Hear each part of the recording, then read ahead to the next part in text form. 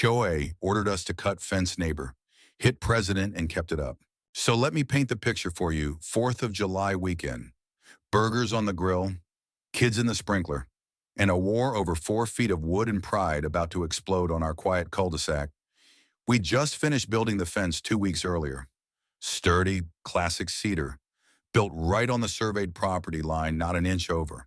It was meant to separate our yard from the neighbor's junk pile, broken patio chairs, an above-ground pool from the Clinton administration, and this weird collection of wind chimes that sounded like haunted cutlery.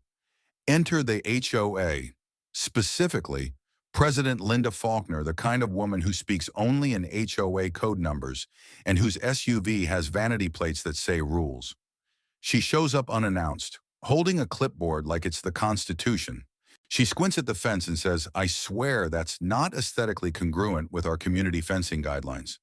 You'll need to remove the portion facing Maplewood Drive."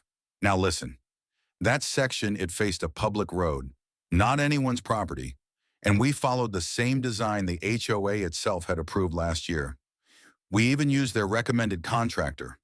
But apparently, Linda's issue wasn't the look. It was the neighbor, Ricky Bramble, 44, shaved head, works concrete by day, drinks cheap beer by night, grew up 3 towns over, doesn't trust any authority, and absolutely does not play politics. Ricky liked the fence, said it blocked the wind and made his dog less crazy. So when Linda tried to drag him into her little power play, let's just say, it backfired. That Sunday, Ricky's out front washing his F-150. Linda pulls up, gets out in heels like she's walking into a courtroom, and starts demanding he sign a neighbor complaint form.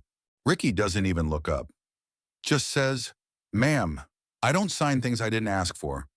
Linda says he has to, that if he doesn't complain, the HOA can't act. So what does she do? She fabricates a complaint on his behalf and files it. We found out later when the official violation letter showed up in our mailbox with Ricky's name on it, and he hadn't signed a damn thing. Now here's where things take a turn.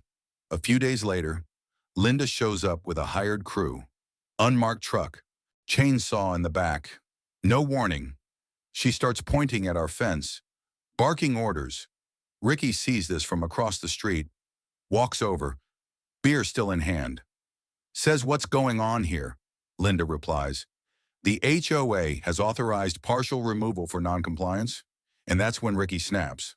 He steps between the crew and the fence, raises his voice real calm but with that kind of pressure cooker edge, and says, "You cut one damn plank, and I'll make sure none of y'all ever build again in this county."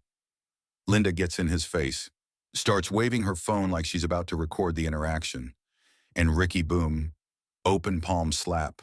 Not hard enough to break anything, but enough to drop her. Linda goes down like a bag of fertilizer, stunned, humiliated, papers flying everywhere. Police were called. HOA freaked out. We all thought it was about to be lawsuits and headlines. But then the twist. Turns out, Ricky's cousin is the town sheriff. And more importantly, Linda wasn't authorized to alter private property without a board vote. She'd faked the paperwork, misused HOA funds for the demo crew, and lied about the neighbor complaint. Everything unraveled. Fast. 2 weeks later, Linda resigned for health reasons. HOA went silent, and that fence still standing. Not a scratch on it. The neighborhood held a barbecue the next month. Ricky was the guest of honor. Someone brought a cake that said, "Thanks for holding the line." And Linda word as she moved to a gated community with stricter rules. Let's hope they like their fences symmetrical. Call to action. Who crossed the line here, Ricky or the HOA president? Would you have stood your ground like he did, or backed off and cut the fence? Let's hear your verdict. Fence fights are never just about fences. The end.